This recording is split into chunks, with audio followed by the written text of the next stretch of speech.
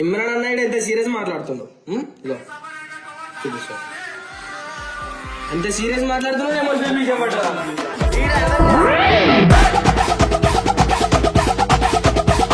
వీళ్ళు ఇన్ని మాటలు ఈ రోజు అంటున్నారు కదా, కట్టప్పనే గాని గంగునే గాని బబ్బునే గాని, వీళ్ళందరూ ఏమైనా ఇప్పుడిప్పుడు మధ్యలో వచ్చిన వాళ్ళ?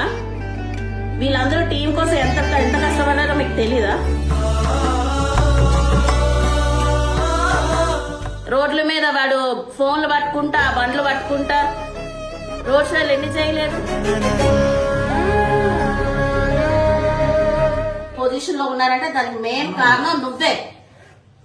కానీ ఈ సపోర్ట్ నువ్వు ఎప్పటికీ అందరికి ఒకలాగే ఇవ్వు.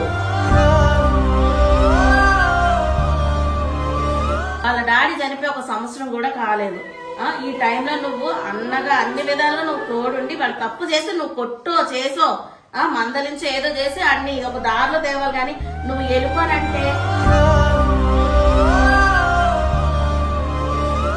ఈడు కొన్ని మారాలి. నువ్వు పెద్దవాళ్ళతో ఎలా మాట్లాడాలో కొన్ని మాటలు చూసి మాట్లాడాలి.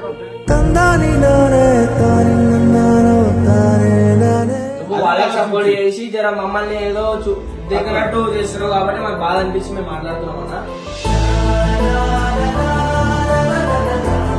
మీద ఏం రూపం లేదన్న వాళ్ళు.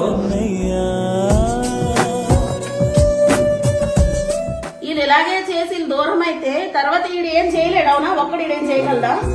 మీ ముగ్గురు ఏమవ్వాలి అప్పుడు?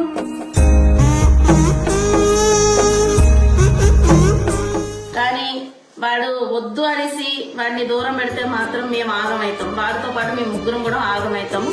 కాస్త జాలి పడరా.